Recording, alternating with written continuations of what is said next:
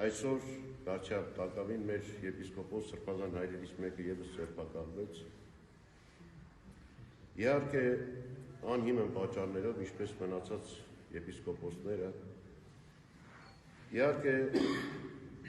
չենք կարող անտարբեր մնալ այս ամենի հանդեպ, որովհետև մենք ինքներս եկեղեցու նվիրյալ ենք, մենք ինքներս եկեղեցու սպասավոր ու ծառա ենք,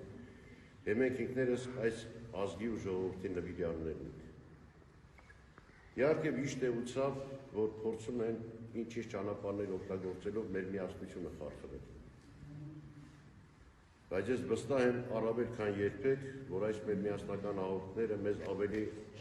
ամրապնդվելու, ոտեպնդվելու, ավելի միասնանալու եւ ավելիով մեկս մյուսի նկատմամբ սիրով ու ջերմությամբ լցվելու, որովհետեւ մեր պայքարը արդար է։ Մենք չենք պայքարում իշխանության համար, մենք չենք պայքարում պաշտոնի համար, մենք պայքարում ենք մեր ազատ ծառայության համար, մենք պայքարում ենք մեր նվիրումի համար, մենք պայքարում ենք մեր եկեղեցու պայծառացման ու շենացման համար, որ 1700 եւ ավել տարիներ եղել ու մնում է այս ժողովրդի կողքին եւ պահել ու պահպանել է հայ ժողովրդին իր հավատքի մեջ։ Եվ այսօր ինչ-ինչ վիճակներից ելնելով չեմ կարծում, որ պիտի թուլանանք, պիտի ընկճվենք։ Ավելի վաղ ժամանակներ են եղել։ Մտովի, երբ որ ուղիղ մեկ դար գրեթե 100 տարի ետ են գնում 37-38 թվականներ, տեսնում ենք, որ այն ժամանակ ևս կային հալածանքներ, կային աքսորներ, բայց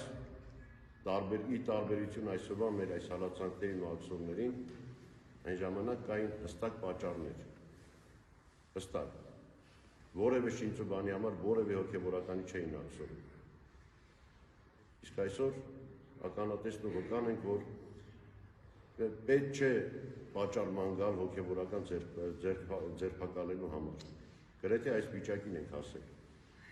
Նույնիսկ երբ որ գնում ես ծառայությունը մատուցելու, կասկածանքով ես գնում, որ միգուցե իմ հետևից գալիս են կամ կգան իմ հետևից։